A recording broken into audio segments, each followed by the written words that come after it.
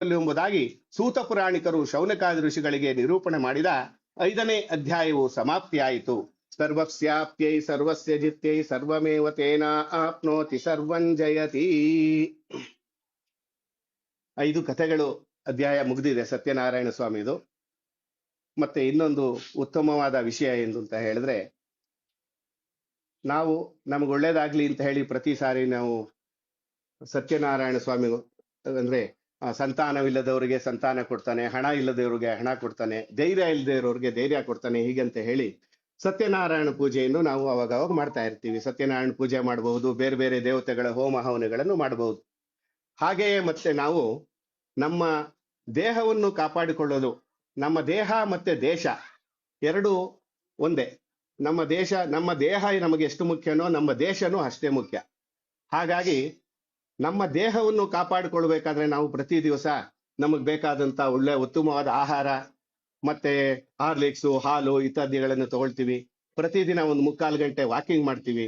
ಹಾಗೆ ಡಾಕ್ಟರ್ ಹತ್ರ ಹೋಗಿ ಪ್ರತಿ ಕಾಲದಲ್ಲೂ ಹೋಗಿ ನಮ್ಮ ಶುಗರು, BP ಇತ್ಯಾದಿಗಳನ್ನ ಪರೀಕ್ಷೆ ಮಾಡಿಕೊಂಡು ನಾವು ನಮ್ಮ ವೈದ್ಯಕೀಯ ಪರೀಕ್ಷೆಯನ್ನು ಮಾಡ್ಕೊಳ್ತೀವಿ. ನಮ್ಮ ದೇಹ ಚೆನ್ನಾಗಿರ್ಲಿ ಅಂತ ನಮ್ಮ ದೇಹಕ್ಕೆ ಹೊರಗಡೆಯಿಂದ ಅಟ್ಯಾಕ್ ಮಾಡಿರ್ತಕ್ಕಂಥ ಕ್ರಿಮಿಕೀಟಗಳು, ಕ್ಯಾನ್ಸರ್ ಇತ್ಯಾದಿ ನಮ್ಮ ಮೇಲೆ ಪ್ರಭಾವ ಬೀರದೇ ಇರಲಿ ಅಂತ ಹೇಳಿ ಆ ಕಾಲಕ್ಕೆ ತಕ್ಕಂತೆ ನಾವು ಅದಕ್ಕೆ ತಕ್ಕಂತೆ ವೈದ್ಯಕೀಯ ಸಲಹೆಯನ್ನು ತೆಗೆದುಕೊಂಡು ಅದಕ್ಕೆ ಪರಿಹಾರವನ್ನು ಸಹ ಮಾಡ್ಕೊಳ್ತೀವಿ. ಇದು ನಮ್ಮ ದೇಹಕ್ಕಾಯ್ತು.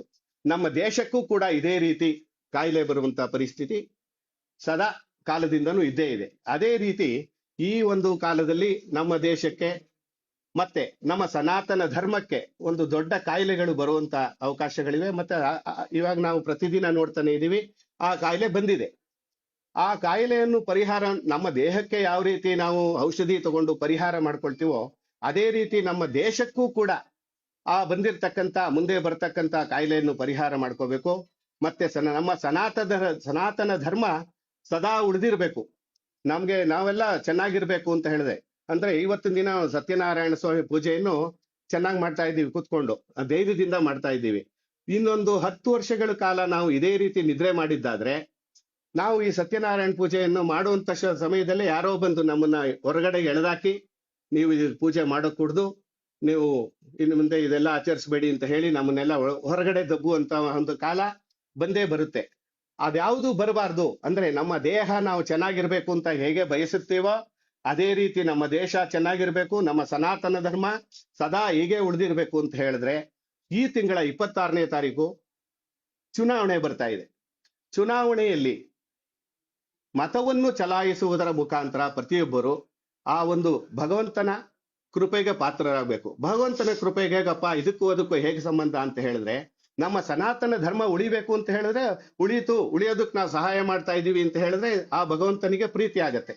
ಅದೇ ರೀತಿ ನಮ್ಮ ದೇಹ ಉಳಿಸ್ಕೊಳ್ಳೋದಕ್ಕೆ ಹೇಗೆ ಪ್ರಯತ್ನ ಪಡ್ತೀವೋ ಅದೇ ರೀತಿ ನಮ್ಮ ದೇಶವನ್ನು, ನಮ್ಮ ಸನಾತನ ಧರ್ಮವನ್ನು ಉಳಿಸ್ಕೊಳ್ಬೇಕಾದ್ರೆ ನಾವು ಈ 26ನೇ ತಾರೀಕು ನಮ್ಮ ಕಾರ್ಯಗಳು ಯಾವುದೇ ಬಿಟ್ರು, ಮದುವೆ ಮುಂಜಿ ಅಲ್ಲಿ ಇಲ್ಲಿ ಪ್ರಯಾಣ ಹೋಗಿ ಯಾವುದೋ ದೇವಸ್ಥಾನಕ್ಕೆ ಹೋಗೋದು, ಇನ್ಯಾವುದೋ ಕ್ಷೇತ್ರಕ್ಕೆ ಹೋಗೋದು, ಇದೆಲ್ಲ ಬಿಟ್ಟು ನಮ್ಮ ಮನೆಯಲ್ಲಿಯೇ ಇದ್ದು ಮತ್ತೆ ನಮ್ಮ ಮನೆಯಿಂದ ಹೊರಗಡೆ ಹೋಗಿರ್ತಕ್ಕಂಥ ಯಾವುದೇ ವ್ಯಕ್ತಿಗಳಾಗಿರ್ಬೋದು ಅವ್ರನ್ನ ಹಿಂದಿನ ದಿನ ರಾತ್ರಿಯೇ ವಾಪಸ್ ಬಂದು ಇದ್ದು ಆ 26ನೇ ತಾರೀಕು ಮತದಾನ ಮಾಡ್ಬೇಕು.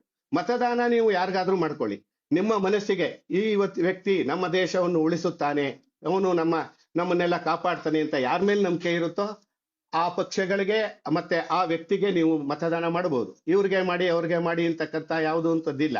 ಆ ಪರಮಾತ್ಮನ, ಆ ಭಗವಂತ ಶ್ರೀಮನ್ ನಾರಾಯಣನಿಗೆ ಪ್ರೀತಿಯಾಗುವ ರೀತಿಯಲ್ಲಿ ಮತ್ತೆ ನಿಮ್ಮ ಸ್ವಾರ್ಥ ನಮಗೆ ಅನುಕೂಲವಾಗುವ ರೀತಿಯಲ್ಲಿ 26ನೇ ತಾರೀಕು ಭಕ್ತಾದಿಗಳೆಲ್ಲರೂ ಇಲ್ಲಿಗೆ ಬಂದಿರತಕ್ಕಂಥವ್ರು ತಮಗೆ ಪರಿಚಯ ಇರುವಂತವ್ರಿಗೆಲ್ಲ ಹೇಳಿ ತಮ್ಮ ಮನೆಯಲ್ಲಿರ್ತಕ್ಕಂಥ ಮತಗಳನ್ನೆಲ್ಲ ಅದನ್ನು ವೇಸ್ಟ್ ಮಾಡದೇನೆ ದಯವಿಟ್ಟು ಮತದಾನ ಮಾಡಬೇಕು ಅಂತ ಬೇಡ್ಕೊಂಡು ತಾವೆಲ್ಲರೂ ಆ ಭಗವಂತ ಶ್ರೀಮನ್ ಸತ್ಯನಾರಾಯಣ ಸ್ವಾಮಿಯ ಕೃಪೆಗೆ ಪಾತ್ರರಾಗಬೇಕು ಅಂತ ಬೇಡ್ಕೊಳ್ತಾ ಇದ್ದೀನಿ.